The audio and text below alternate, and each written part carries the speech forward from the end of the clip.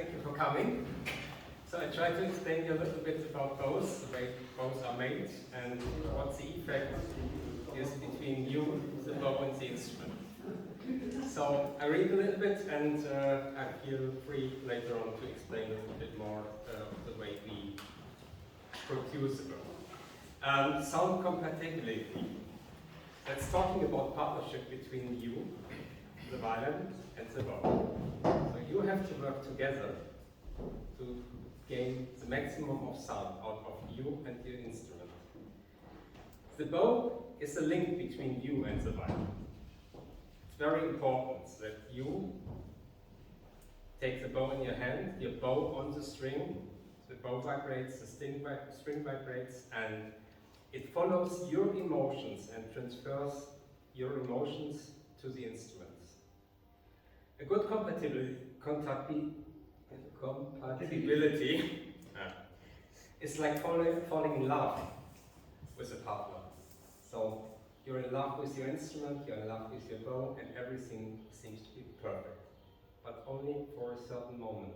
It's the moment you try this bow on the instrument. A few months later, a few years later, half a century later, you might feel, something is not good anymore. So everything is colored when you're in love. It's colored red, big red. You basically think this is it. But as you change during your time, especially when you're young, you might look for another option. So it's very difficult to find a lifetime partnership with instrument and bow. It has been said before that some musicians have a lot of bows to select from. A lot of lovers. Yeah, it's actually like you buy something new because you want some new experience. And as you change during your time, especially when you're young, you develop your style, your techniques, the way you're playing, the way you think about your work. This is all coming to the point that you might, at the end, you have chosen a bow, but you might want to change again because you feel you have to divorce, to separate with the tool.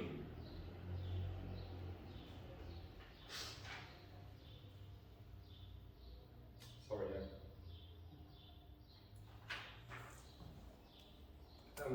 You divorce for the benefit to develop into a new direction, into a new way of playing, a new way of sound, and perhaps you divorce with the bow, sometimes you divorce with the violin, so always depends on.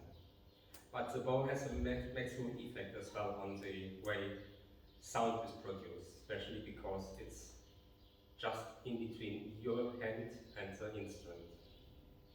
So always keep in mind, it's not the bow, it's not the instrument, it's often you as well trying to gain a better sound and make a decision.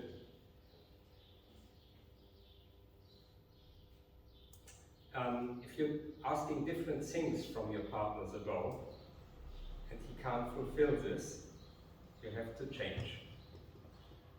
Okay. So the bow takes an immense influence on the instrument, on the violin. Okay, let's come to the bow. The bow is a very simple device in theory. So you have stick, you have two ends, and in between hair. So the hair is under certain tension, and everything seems so simple. You just bow along the string, the sound comes out, and in theory everything is alright. Produces sound. So how is the sound produced generally? It's, on the violin you have pizzicato.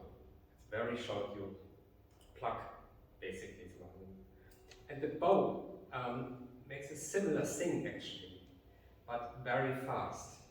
Because the hair, the rosin, sticks to the string for a certain moment, and afterwards it it loosens, and then it sticks again. So that's the way the sound is formed from the bow.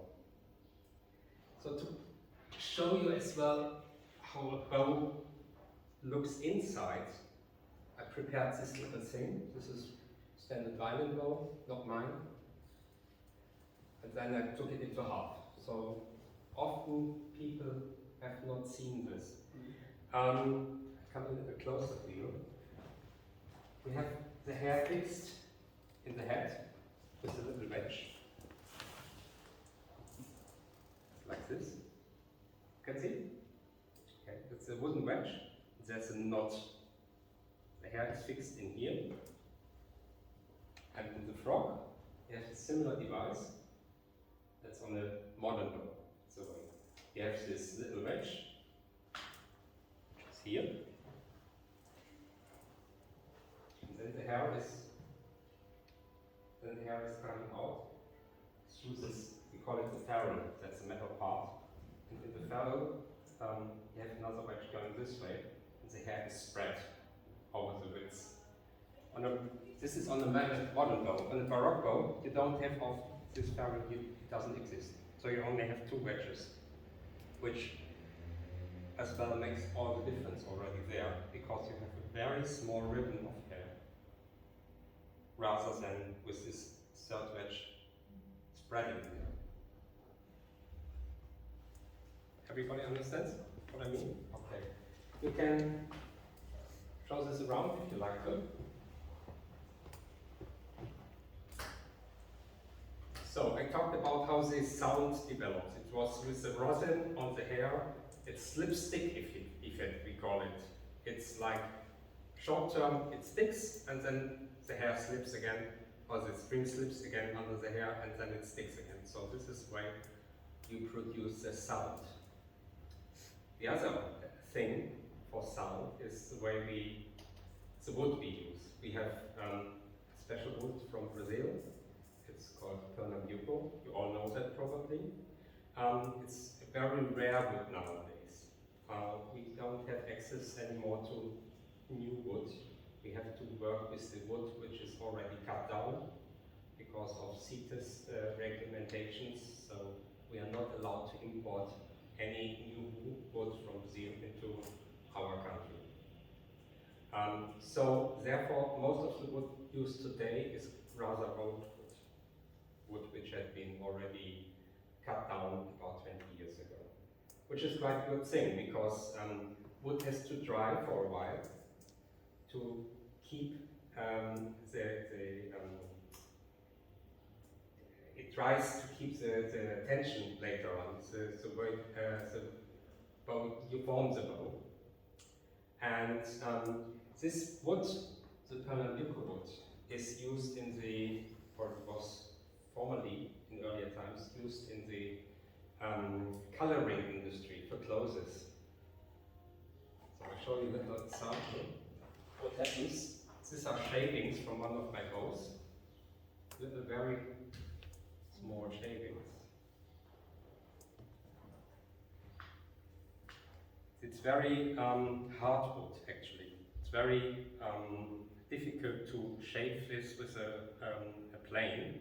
A plane is a special device. You know what a plane is? It's not this plane, it's a device, a tool we use. So, to tell you how it works when you put water in this. Now it's working. It takes a while, but you see already what is happening color-wise. It's going red, like blood, you know, makes you blind already. So, we keep that for a while and see what happens. Now, the stick is made of Pernambuco wood. It was used in the dyeing industry, in the coloring industry before. But this wood has very special abilities. First of all, it has a special structure. every part in the tree and the Pernambuc tree has a different structure. So it's quite important where the wood you use on the bow is cut within the tree. So whether it's in the center or more on the outside. That matters in that respect, as on the center it's more dense, on the outside it's more open porous structure often. So it's a different type of wood you gain from the inside of the tree or the outside of the tree. The wood is cut very similar to the wood on a violin. So if you can see the rings, the ear rings here. Anybody can see them?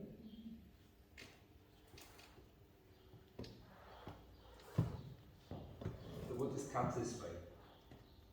So this is the tree. The wood is cut in a circular way here, like on a cake. You know, you have little parts of the cake. So this is how the bow goes through this through the string. So you want to move it around? So I just marked a little bit how the head would be, so you can imagine what the stick would be like. You can set it around. With this wood, we have different densities. The density is quite important, as well as the elasticity of the wood. The elasticity, and in the end it's the weight as well, which is formed by the density. Some of the wood doesn't swim in water, other wood swims in water. So we have a density about 1.0, sometimes 0.9, sometimes 1.2. 1.2 means it doesn't swim in water, it's more heavy than water. So it is not possible to float that wood. But this is quite important for us when we make a decision what type of bow we do or we produce from the tree. So I often measure the density, the elasticity of the bow, and then I can decide whether it becomes a violin bow, a viola bow, or a cello bow, depending on these parameters. Next step, when I decide what I want to make, is I shape the bow, pre-shape the stick, so it's going to be formed in an angular way, so it's from broad to small towards the tip. When this is done, we heat the bow up, the stick, in separate parts. So this is not the way the stick is cut from the tree. Usually the stick is straight, and we use a spirit lamp, a light, a heat, to form the stick. That means often people think this is the way the stick is cut, but the advantage of using a spirit lamp and bending the wood is that you usually have straight grain going through the stick. Otherwise, if you would cut this shape, you would cross-cut through the grain of the wood. You understand what I mean? Okay. When we bend this, we bend the stick on the spirit lamp, I said, and we bend it at a quite early stage when it's much thicker than this. This is quite important because you heat it up to almost the flashing point of the, or almost the burning point of the wood. The wood gets a different color through the heat in the areas where you heat it up, and then you bend it either on your knees or on a device, on your bench, on the table. And you do it very early because you can put more heat into the wood, which is good because the wood has a memory effect. That means if you do a certain curve in the early stage of making a bow, this curve will remain within the bow because you can use a lot of heat. If you do that later, often the curve doesn't stay as it is. So Therefore, changing later on the curvature completely on the bow is a very difficult and very dangerous thing, because you have to have a lot of heat generating to the wood in a very thin stage. That means you either burn the wood slightly, or you don't use so much heat that the wood remains in the form, in the shape you wanted it to be. When we work on the woods, we have nowadays, some of us have a little bit help of computer-aided design, which means we have certain measurements like the velocity, the density and the elasticity and the weight, and we can then put this onto the computer, and the computer gives us some kind of suggestion whether we make a violin view or a cello bow, whether which type of bow, whether it's a kind of tort model, or we would rather better to make a later Sartori model, for example, out of it. This is something which we gained through a lot of experiments. We put some measurements into computer, and so we have an idea what we can do with the wood, and this nowadays is very important because we want to save as much wood as possible, because it's so difficult to get hold of the wood. In earlier times they just started planing and working on the wood, and whatever comes out, sometimes it's going into the bin because it's not good, and we try to avoid that nowadays, this effect that the wood is lost or spoiled.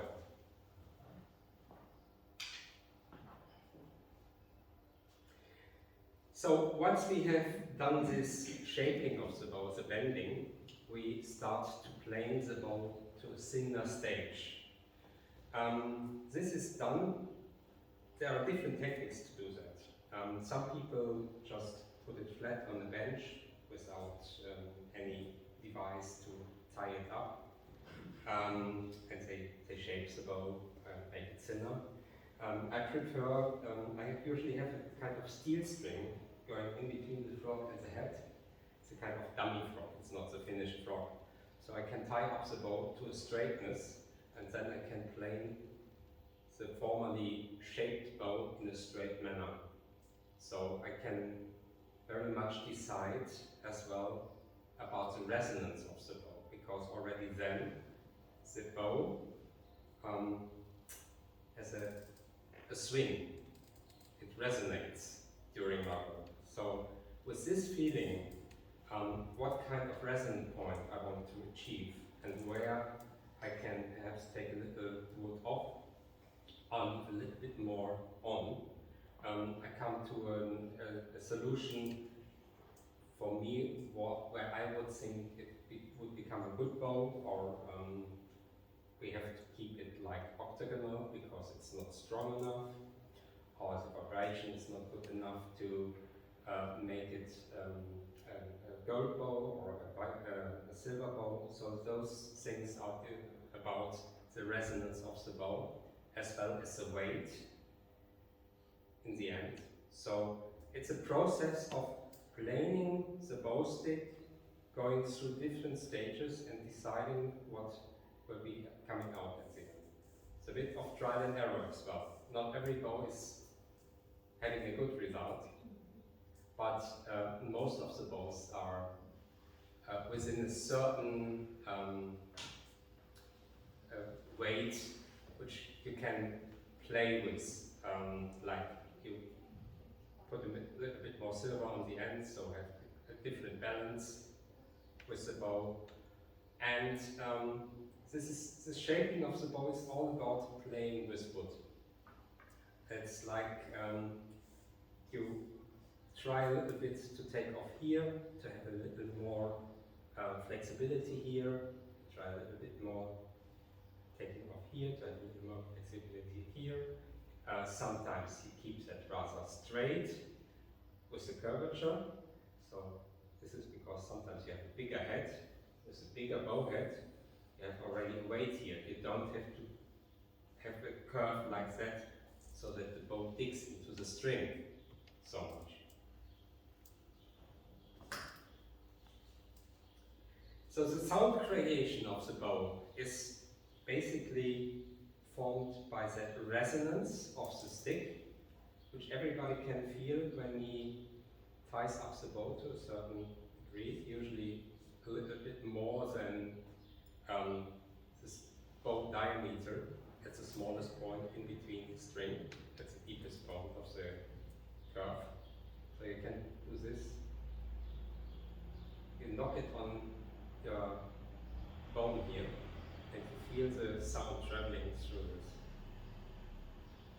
And the way the sound travels through this is a kind of resonant feeling. Sometimes it's very controlled, like it makes, and sometimes you have. So this way, you can judge a little bit what type of sound this will create in the end. More a softer sound or more a harsh sound. Generally, if you have a very strong and high density piece of wood, usually we have a very harsh sound from that. Because it's like a comparison in between wood and plastic to enlarge this a little bit. Plastic is very strong, it has no damping on its own. With wood, you have a pore structure, little pores going through the wood, little holes basically, and depending how big they are, the wood is kind of damping the sound or producing very harsh sound, being very straight and very projective in sound, in other words. So the very hard bows produce a quite straight, focused sound, but often it's not that you have a round, deep sound with your instrument.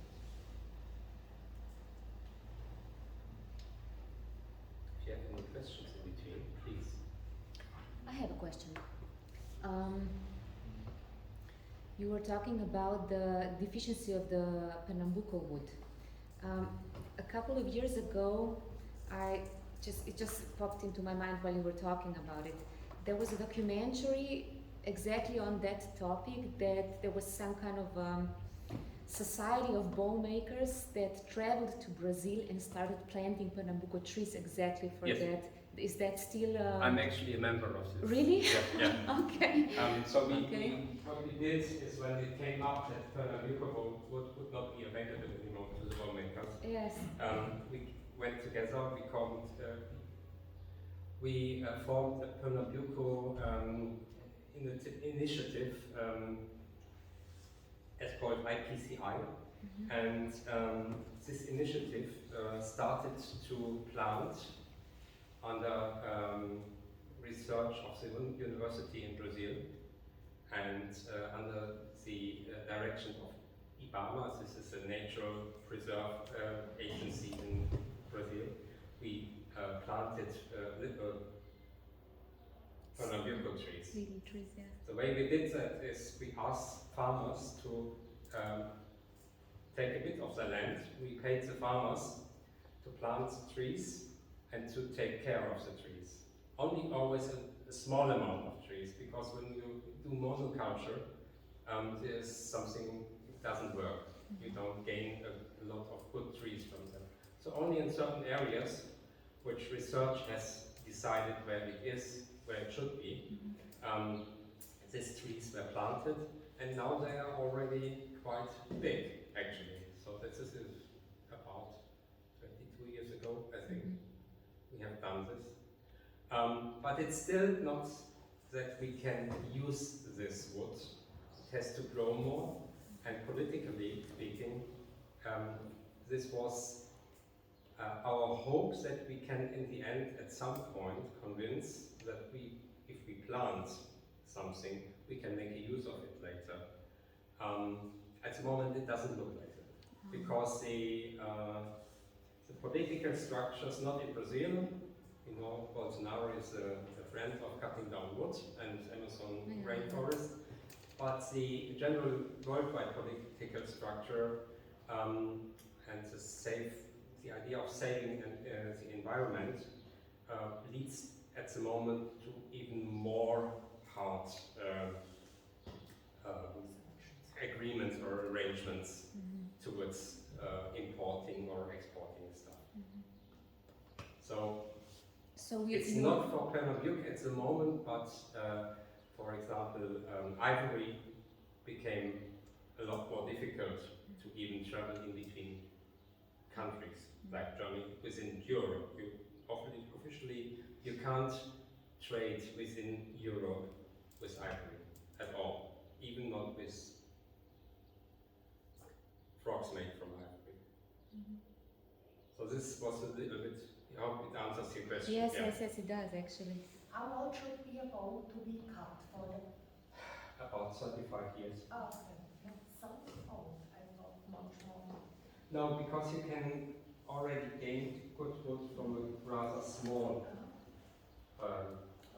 section of the tree. So it doesn't have to be so very old. It doesn't have to be a tree like this. I have two questions, but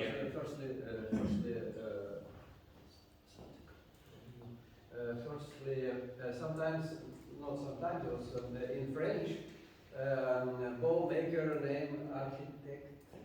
Yeah. Architect. Architect. Ne, torej arhitekt, v bistvu, ne. Torej, lokalni mojster se imenuje arhitekt, francoščini, ne. And my question, we know that, I feel, so that to build one bow is like to build one Empire State Building, 100 floors building. Ne? It's really, we need static, we need physics, we need mathematics, we need knowledge about materials, we need many things. Ne? Is it mathematics and physics and everything more important in the building of or feeling? Or it goes together? It's both of it, actually. During the process of starting the bow, mathematics and statics are more important.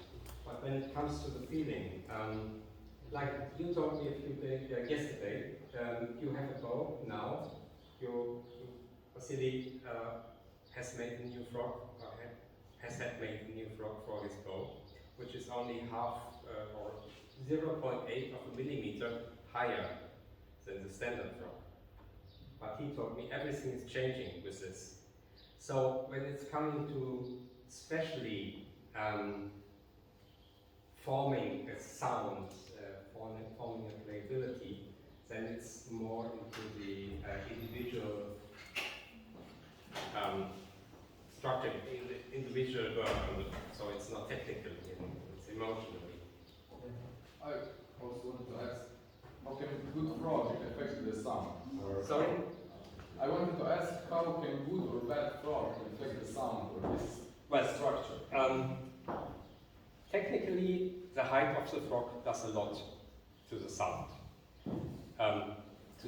Because when it's rather high and you have a strong stick here, you can't dig in. The sound doesn't start at the beginning of the air. Whether you have bad wood on the frog or superb wood, it makes a change, but it's not so much of a change. It's still for the vibration, as more dense the wood is, as shorter are the vibrations within the wood. But usually it doesn't matter so much. So the materials are, that's with ebony. Once you change to tortoiseshell or ivory, there's a lot of change as well to the sound. But as it is, you cannot say this or that is better, because it's very much individual to you what type of sound you are looking for and what your instrument reacts with. But you can also use your bow to perform best, you know. That you can repair your bow to perform best, maybe with some adjustments on frog and you can improve, as I said, with Vasily, he was improving through different height of the frog, the bow, or his way of playing with the bow. But there's nothing like a general thing that you do a higher frog, a lower frog, so the bow will be better. So it's very much individual. And especially because it all depends on how the stick is shaped. So the major part of the bow is, in the end, is the bow stick. All the other adjustments are very important, but they are more minor adjustments. It all has to work together in one part, but the major thing is actually this wood. It's gonna be good. Maestro? Yes. Another question? I'm sure that we know that everybody knows that the most difficult to create violin or find one instrument that it's in the same time has a strong sound and gentle, smooth synthesis and soft and in the same time power and temper, very gentle, very beautiful characteristic. In the same time, we are always looking for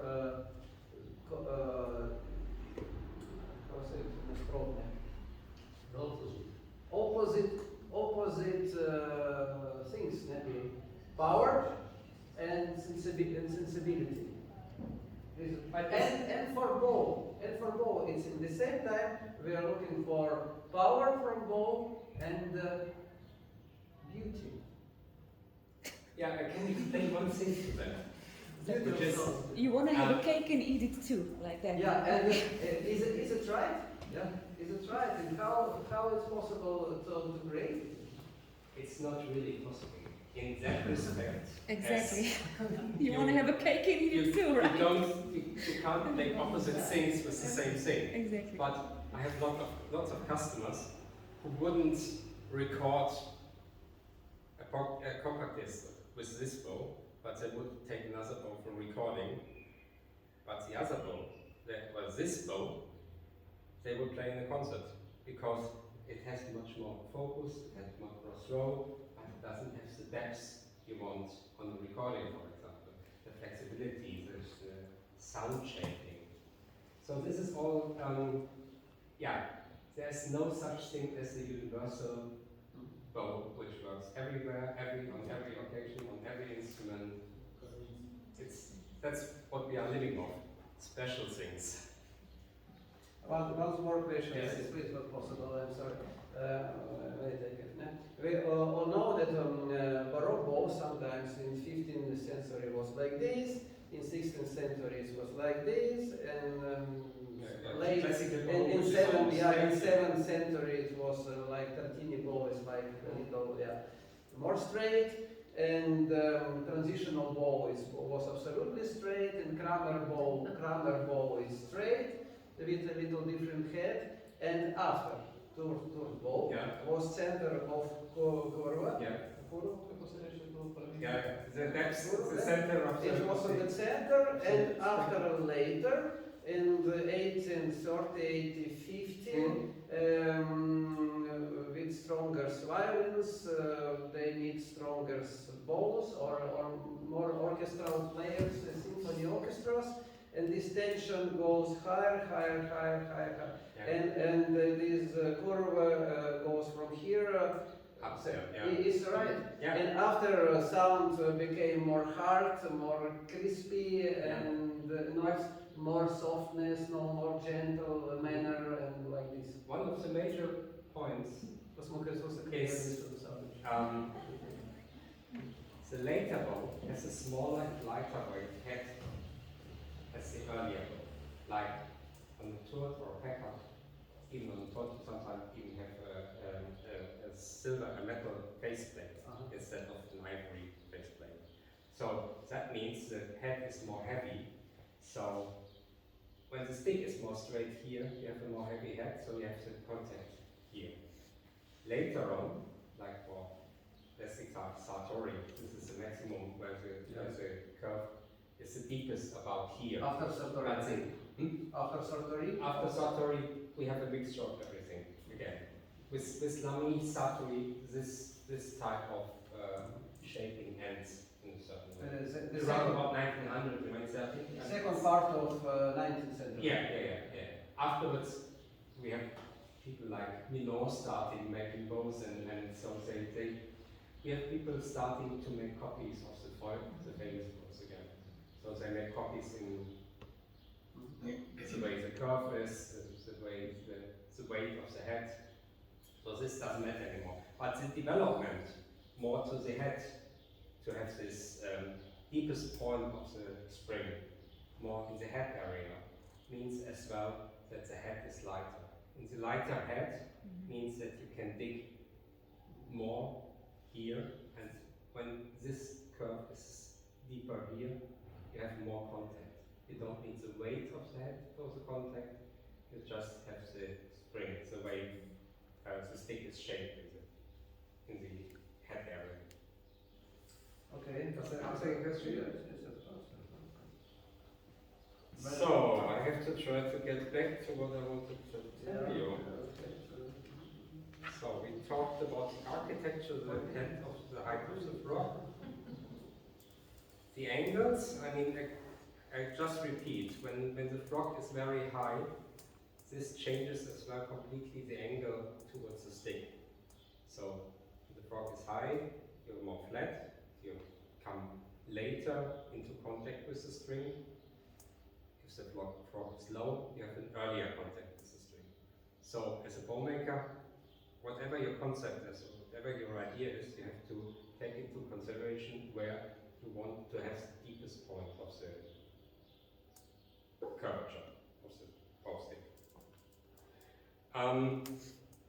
Another thing to talk about is the resonance again of the bow. When you do fast playing, you sometimes have the effect that the bow is nothing else than just a spring. A spring, you know what a spring is? It's like on a car, you have a spring. Smith. Yeah, or in every chair normally. Yeah. So,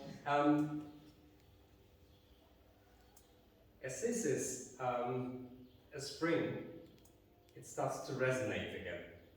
I put it back to this point, the resonance. When you very fastly move a bow across the strings, changing strings, the resonance can come up to a very high point, so that actually you overtake yourself in top with playing. So you have in between, suddenly you have the feeling the bow doesn't have contact to the string anymore when you do fast bowing. This is something to do with the controllability of this, the bow stick towards the string and to the resonance of the plates on the violin. This is quite important to know that often you can change this a little bit if you can't get around it, or if you have the feeling the bow doesn't or loses contact, try a little bit to adjust the bow for the distance of the hair towards the stick, which is quite good because you often can change from there and it works better because then you have more contact. It's like if you tie a bow like this, it's I always call it the Land Rover. It's just an outdoor vehicle with a lot of space in between the bottom and the string, which is the earth. If you use less, you have like a sports car, a Porsche, being very close to the road. So the effect is, when the stick is strong enough, you don't need so much tying up the bow, because you still have the possibility to control it better, and the sound will be better as well if you don't need to tie it up so much. Understand?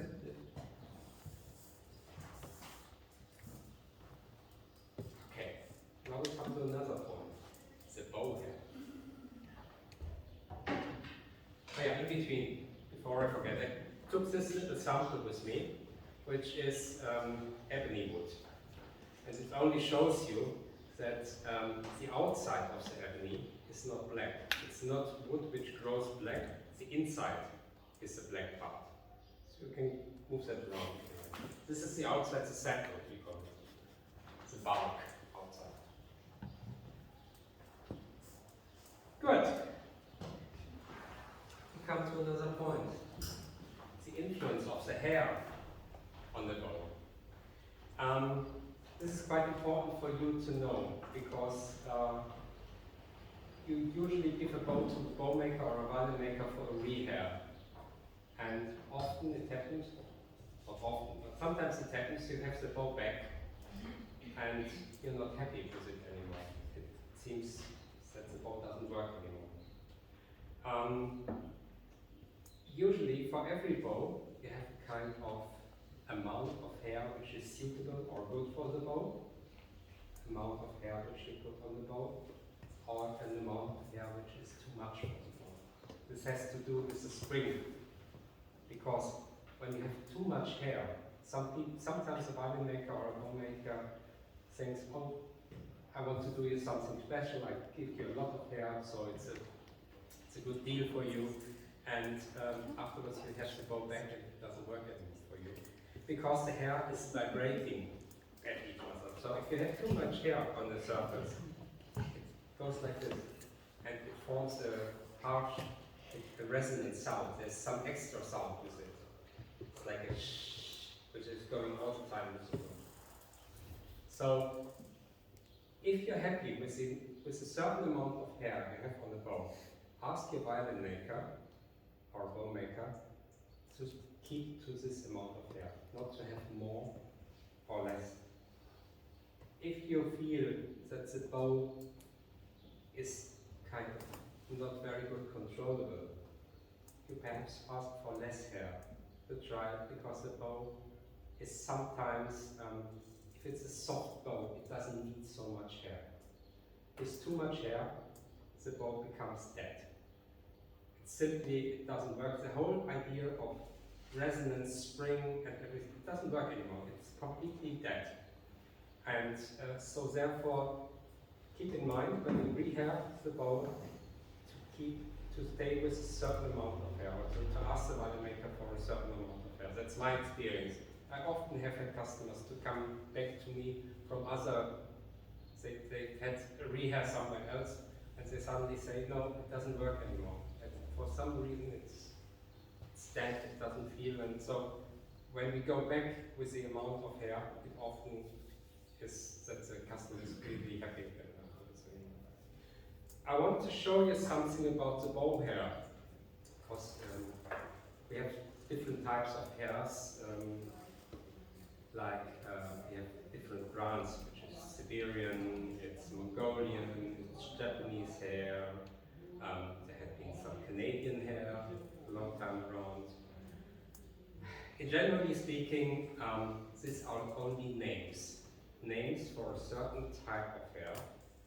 Most of this hair, almost all hair, is produced in China, because it's a very difficult and long process to get dust and dirt out of the hair. During the lifetime of a horse, the horse lies on the floor, on the ground, and turns around and everything. The hair absorbs a lot of dirt and dust, especially when you have a horse outside in the wilderness. Usually we only use hair from other countries, from more eastern countries.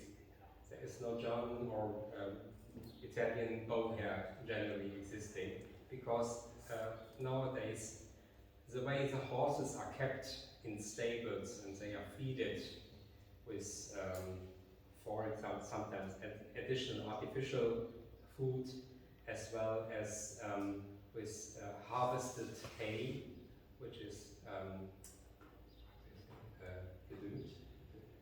With fertilizer. Yeah. When fertilizers are used for. This hair doesn't work on the bow very good. It doesn't have the structure you want, because I show you on a bow hair without rosin, you have a structure on the hair which is slightly, that curves, it's like little grippy points.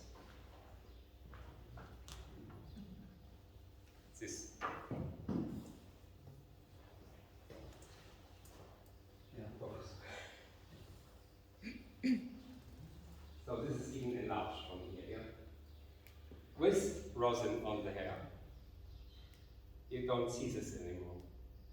So it's not the hair which makes the sound, it's basically the coverage of rosin on the hair which makes the sound on your bone. When you come to the time that you need a rehair, usually this structure is gone. It's disappeared through the way you were bowing across. This disappears, and so this structure can't keep the rosin anymore on the bow hair. So the effect is you put rosin on, and rosin on, and rosin on, and 2 minutes, 5 minutes, 10 minutes later, you feel, doesn't work anymore. New rosin, new rosin, new rosin. And there is no such thing that you wash out the rosin from the hair. If you see that, you can probably imagine why. To wash out the rosin, you would need an enormous amount of spirit to dilute the rosin. And once you have used that enormous amount of spirit, the hair is destroyed as well, because it becomes very brittle, and all the grease in the hair is completely gone, which makes it flexible. So don't think about washing out the hair. It's quite, it works for a very short time again, and then it's gone the same way. So better you rehair. Another important point with this is that you don't mix the rosin. If you have certain types of rosin, like from, this is Bernadette from France, but you have, this is from a pine tree, a rosin. Then you have rosin coming from a larch tree, Lärche, yeah, larch tree, and as well from a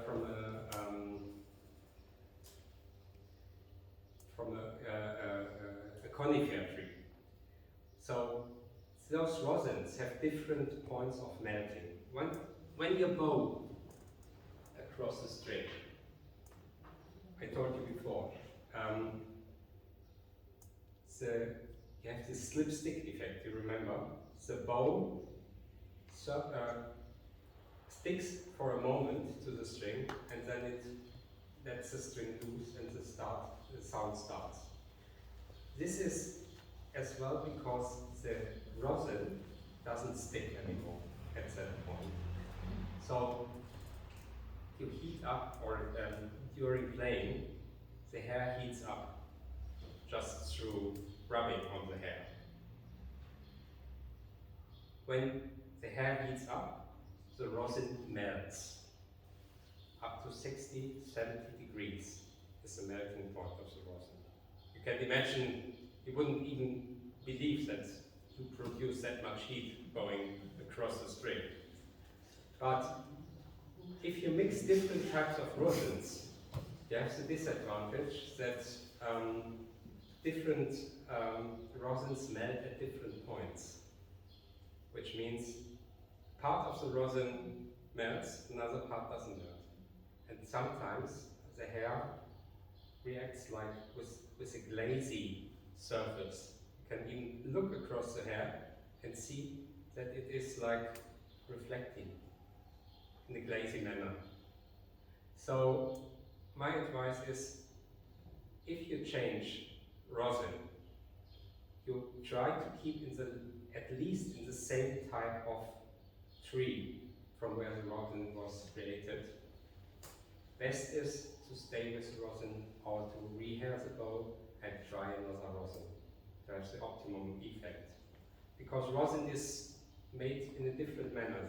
Rosin is a combination of mainly, as it's a rosin from the tree, but as well with different mixtures in it, different materials added to the rosin to change this melting point.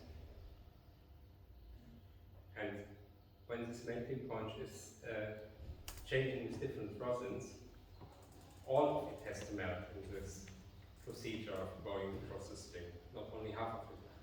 Otherwise you wouldn't have any real sound. The best form of sound. Yes, sir?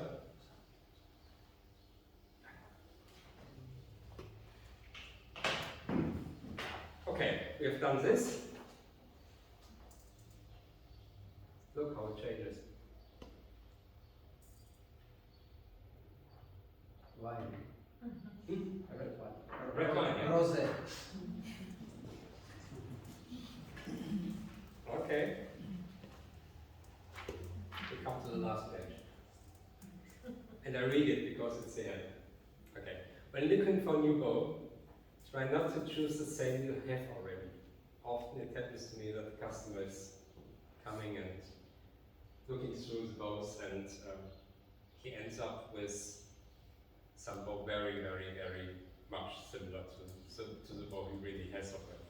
So I tell him, you don't need a new bow, if that's your choice. So you always have to open your mind to the difference between the bows you try and find the bow you feel well with at this stage of your possibilities. As I said before, a certain time you have a certain love to the bow, to the instrument, and a certain combination with it to make you feel well. It usually is not the last bow you buy.